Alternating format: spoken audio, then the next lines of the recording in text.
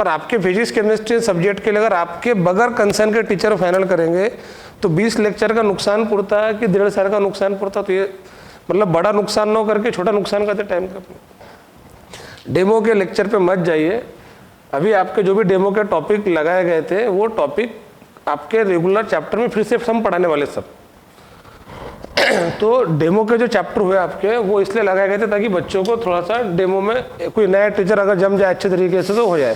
मेरे ख्याल से बच्चों को फिजिक्स का रिजवान सर का समझ में आ रहा है अच्छे तरीके से, ठीक है। तो ये रिजवान सर को अपन ने फाइनल करें फिजिक्स के लिए। बाकी जो टीचर अब तक कहते डेमो के लिए उनमें से कुछ खास मेरे जब बन जाए। केमिस्ट्री के लिए जो सर आए थे आपके लिए गौरव सर है ना, तो वो नागपुर सेंटर के लिए फाइनल किए।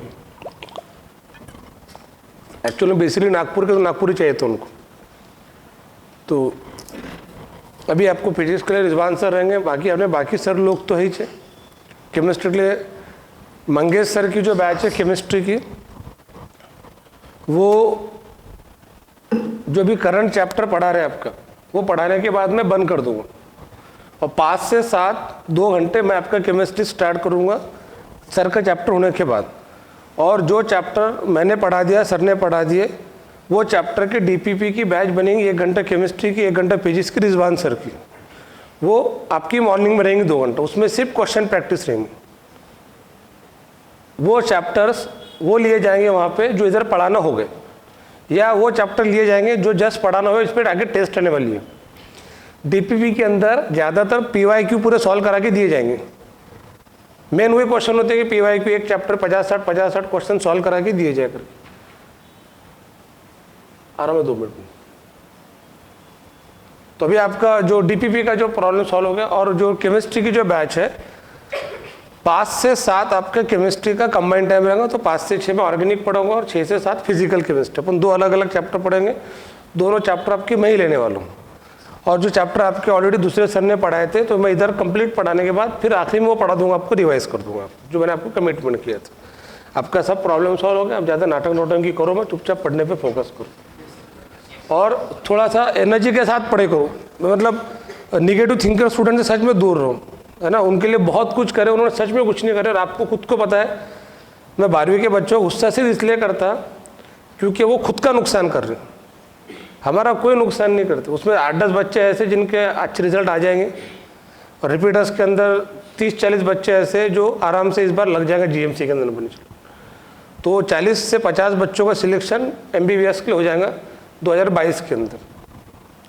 पर वो जो 12वीं के स्टूडेंट थे ना, उसमें और ऐसे बच्चे थे कि अगर वो सच में थोड़ी पढ़ाई करते और रिका में बच्चों के साथ दोस्ताना नहीं करते, रिका में शौक में नहीं रहते, तो और अच्छे नंबर उनके आ सकते थे। इसके बावजूद भी उनकी मैं आज से रिवीजन बैच स्टार्ट करने जा रहा था जो कल से रहेंगी, कि अभी भी मेरा गला उतना ठीक नहीं हुआ जितना होना चाहिए। तो वो जो उनकी बैच रहेंगी रिपीटर्स की, वो हम कल से मतलब 12वीं वाले बच्चों की केमिस्ट्री की बैच कल से स्टार्ट करें। पूरे 32 चैप्टर 4 महीने में पढ़ा रहा हूँ उनको। अभी आपका हाइड्रोकार्बन कब स्टार्ट करे सर ने? 2 हफ्ते हो गए ना। तो हाइड्रोकार्बन सर को कंप्लीट करने देते, चैप्टर नहीं रोकते अपन। और उसके बाद 5 से 7 टोटल केमिस्ट्री में लूँगा आपका, 5 से 6, 6 से 7, 1 घंटा ऑर्गेनिक 1 घंटा फिजिकल। और आपके अब तक के जितने चैप्टर्स हो गए उसके क्वेश्चंस मैं निकाल के दूंगा कौन से लेना है आपके करके। तो मुझे पता है कि मैंने आपको थ्योरी एनसीईआरटी बुक में से पढ़ा, तो उस पर आपके कौन से क्वेश्चन की प्रैक्टिस होना चाहिए। एमसीक्यूज की प्रैक्टिस अपन मॉर्निंग सेशन में डालेंगे। डीपीपी के फॉर्म में आपको पेपर मिला करेंगे, आपको ऑनलाइन इस पर देखना नहीं है, पेपर आपके पास में रहा करेगा, तो उस पर क्वेश्चन प्रैक्टिस होंगी आपकी। अब समझो उसमें 30-40 क्वेश्चन है, मान लो 30 क्वेश्चन की डीपीपी है, तो 10-15 क्वेश्चन सर सॉल्व करेंगे, 10-15 क्वेश्चन आपको करना है। उसको डीपीपी कहते हैं। एक्चुअल में डीपीपी का मतलब ये होता है बच्चे ने पहले खुद ने सॉल्व करना चाहिए पूरा, पर अपने आप बच्चों का ऐसा तो नहीं सर आप ही पढ़ाओ, आप ही सब सॉल्व कराओ, हम देखेंगे क्या करना है बाद में करके।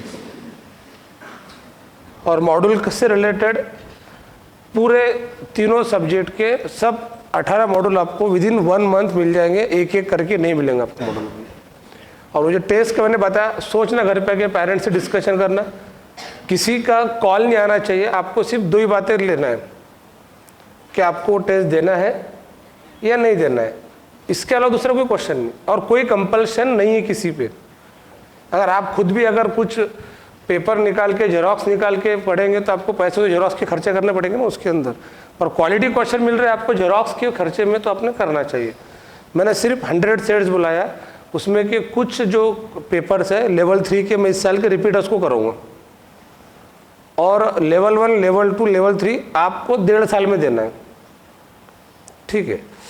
अगर आपकी ऐसी इच्छा है तो एक चैप्टर में आपको डेमो बोल के ले सकता। रिडॉक्स हो गया क्या आपका? रिडॉक्स हुआ नहीं क्या आपको?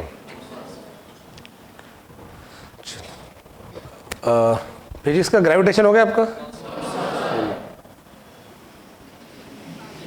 बॉटनी, चलो ठीक है ना। मैं आपको एक टॉपिक और एक चैप्टर में 3 टेस्ट कैसे रहते हैं, ये मैं आपको एक डेमो फ्री में दूंगा सब बच्चों, ठीक है। आप पहले देख लो।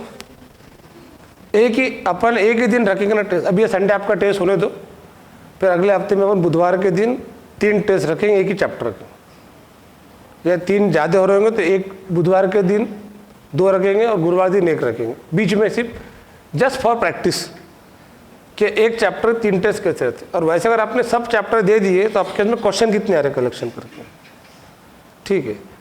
अब वो अगर मैं फ्री रखूँगा ना तो सब बच्चे देंगे टेस्ट, और पहले टेस्ट सब देंगे, और फिर बाद में पढ़ना हो नहीं रहा है, जान पे आ रहा है सर बहुत लोड बढ़ रहा है, उधर का संडे का टेस्ट का पढ़ना पड़ रहा है, ये नौटंकी, ये नाटक है ना, हाथ दुख रहा, सर दुख रहा, पैर दुख रहा। बोले दिमाग नहीं दुख रहा है, नहीं बोले दिमाग है ही नहीं, बोले दिमाग है नहीं इसलिए दुख नहीं रहा, बोले।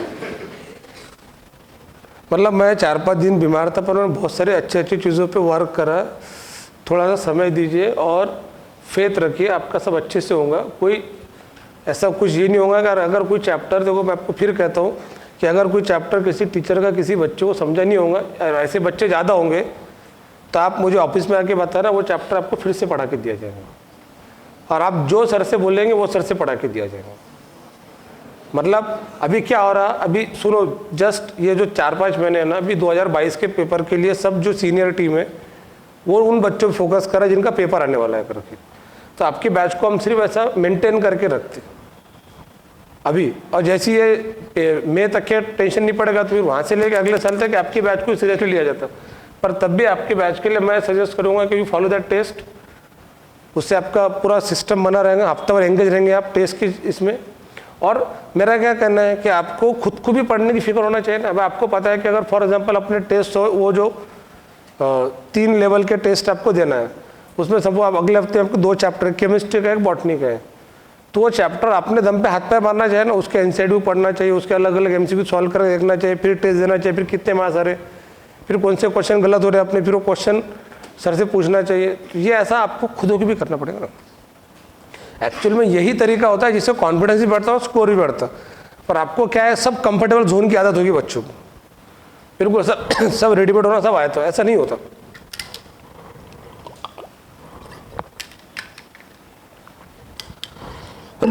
केमिस्ट्री का एक असाइनमेंट दिया था मैंने आपको, अगर आपको याद होगा तो,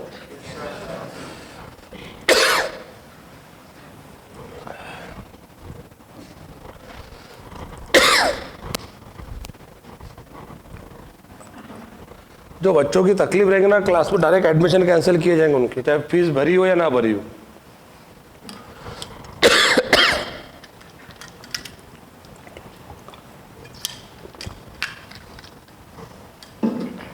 ये क्यूमिन वाला मेथड है, मेरे ख्याल से ये अपना बाकी था कि तो कहते ये बाकी था ना अपने। देखो क्यूमिन वाले मेथड में, इस मेथड पर एमएससीईटी में क्वेश्चन पूछा गया था कि भैया जब आप क्यूमिन से फिनॉल बनाते तो साथ में वैल्यूएबल बाय प्रोडक्ट क्या बनता है, जिसको कहते हैं एसीटोन। तो इसको यहाँ दिया गया, मैं इसको अलग तरीके से लिखता हूँ, that is CH3 bond C, ऊपर बॉन्ड CH3, आगे double bond O, CH3 bond C, bond O, bond. तो क्यूमिन के अंदर क्या है, बेंजीन रिंग, वर बॉन्ड C, वर बॉन्ड H, आजुला बॉन्ड CH3, बाजुला बॉन्ड CH3। याद आया क्या कुछ? मैंने इस तरीके से बताया था आपको।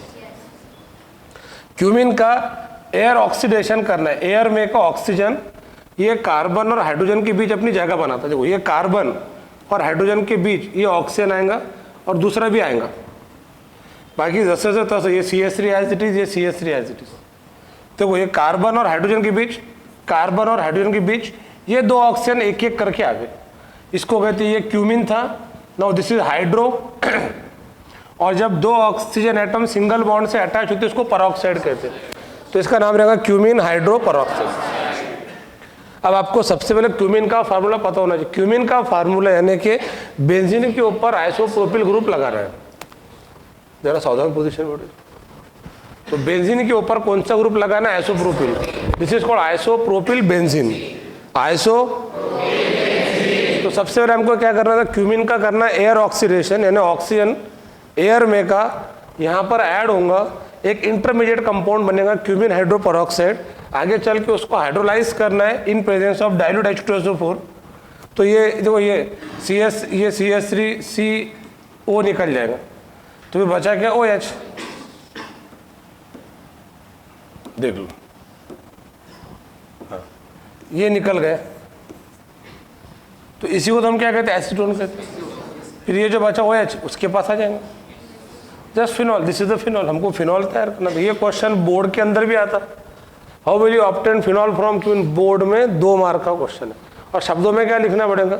Cumin on air oxidation give cumin hydro peroxide which on hydrolysis in presence of dilute H2SO4 gives phenol and valuable byproduct acetone is obtained। Acetone का IUPAC नेम आपको पता होना चाहिए, 2-प्रोपैनोन। 2-प्रोपैनोन है एसीटोन का IUPAC।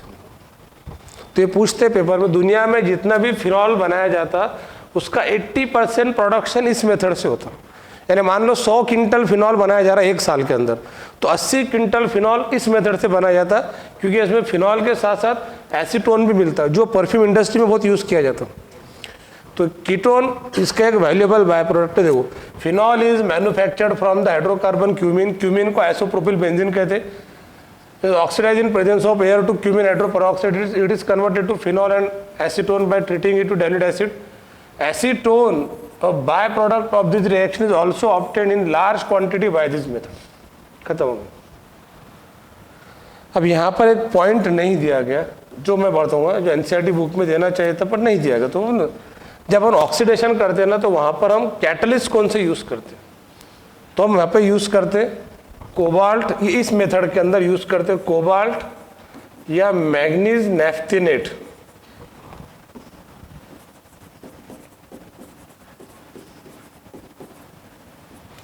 कोबाल्ट और मैग्नीज नैफ्थिनेट हम use करते हैं, वो कैटलिस्ट यूज करते हैं। ये एक पॉइंट ध्यान में रखना। नैफ्थिनेट एक टाइप के रिएजेंट होते हैं। तो आपको क्वेश्चन ये आ सकता है, जब क्यूमिन से फिनॉल बनाया जाता तो कौन से मेटल का आप नैफ्थिनेट यूज करते हैं? तो कोबाल्ट का या तो मैग्नीज। जस्ट एक पॉइंट है, खत्म। तो ये अपनी मेथड बाकी थी, बाकी खत्म हो गई कहानी। तो अब एक बात बताओ, क्या अपन ने हेलोरिन की मेथड देखे थे? है ना, केमिकल प्रॉपर्टी देखे थे। इसमें मैंने आपको डाउज और रैस्टिंग प्रोसेस दोनों बताया। उसके बाद अपन ने बेंजीन सल्फोनिक एसिड देखे थे। इसमें तो लंबी चौड़ी कहानी बताया था ओलियम की मैंने, है ना। हाँ, पायरो वगैरह, डायजोनियम सॉल्ट भी देखे थे अपन ने। अगला पॉइंट था क्यूमिन। तो पहली मेथड थी from chlorobenzene, second method from benzene sulphonic acid, third method from cumin and last method from aniline. तो अपन ने एनिलीन भी देखे थे। तो फिनॉल की केमिकल प्रॉपर्टी खत्म होते हैं। अब थोड़ा सा असाइनमेंट दे रहा हूँ आपको घर से पढ़ के आने के लिए।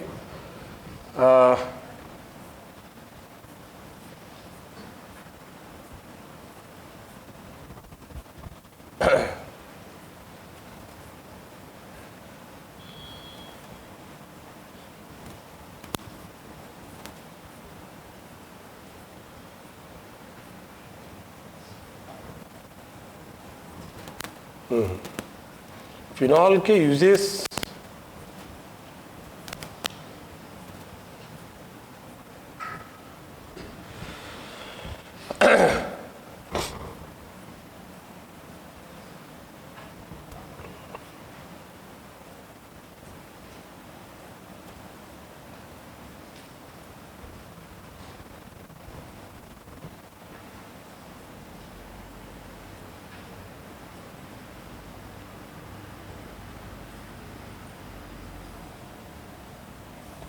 एक असाइनमेंट है, कल ये आर्टिकल पढ़ेंगे हम, बहुत बहुत इंपॉर्टेंट आर्टिकल है।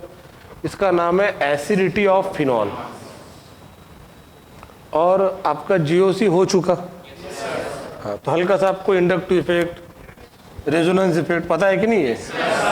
तो ये आर्टिकल 1.5 पेज का है और इस पे सबसे ज़्यादा क्वेश्चन आने के चांसेस होते हैं, नीट में भी और जेईई में भी। जैसे मान लो मैं बोलता हूँ फिनॉल नेचर में एसिडिक है, तो अब अगर एक गिलास पानी में हमने शक्कर डाले तो पानी कैसे होगा? मीठा होगा। 2 चम्मच शक्कर डाले और मीठा होगा। एक गिलास पानी में 1 चम्मच नमक डाले तो पानी खारा होगा। 2 चम्मच नमक डाले तो फिनॉल नेचर में एसिडिक है। तो कुछ ग्रुप ऐसे होते हैं कि जिनको डालने के बाद उसके एसिडिक कैरेक्टर बढ़ते हैं, और कुछ ग्रुप ऐसे होते हैं जिनको डालने के बाद एसिडिक कैरेक्टर कम होते हैं। अब उसमें भी एसिडिक वो ग्रुप हम जो डालते हैं वो कौन से पोजीशन पे डालते हैं, ऑर्थो, मेटा, पैर, वो भी मैटर करते हैं। तो ये बहुत अच्छा इंटरेस्टिंग आर्टिकल है। थोड़ा सा आज घर पे जाके इस आर्टिकल को एनसीईआरटी बुक में से पढ़ना।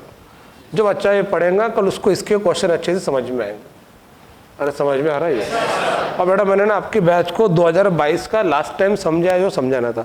आपकी बैच के अंदर भी कुछ हरामखोर बच्चे हैं जो क्लास के अंदर कमेंट्स करते, पीछे गड़बड़ करते।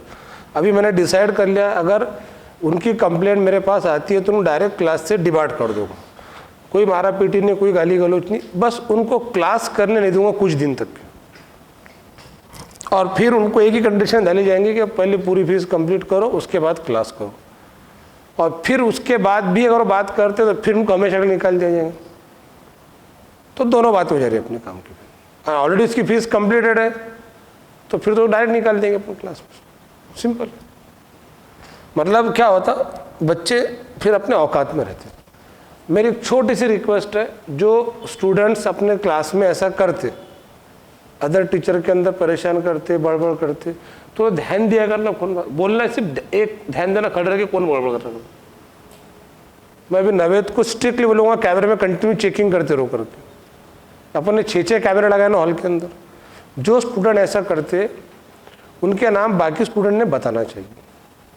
तो क्लास की गंदगी जितनी जल्दी साफ़ होंगी, क्लास आपका साफ़ सुथरा रहेगा, पढ़ने का मन लगेगा। और मैं घंटा किसके बाप से डरते नहीं निकालने के बारे में किसी को। समझ में आ रहा? एक बच्चे को अधिकारी नहीं कि बाकी बच्चों को नुकसान कर, साले बाकी बच्चे सब बोगस है ना, वो बर्दाश्त करते बैठते, इसलिए आपके क्लास का नुकसान होता है। तो अपने क्लास में 2, 4, 10 बच्चे ऐसे जिनको निकाल देंगे।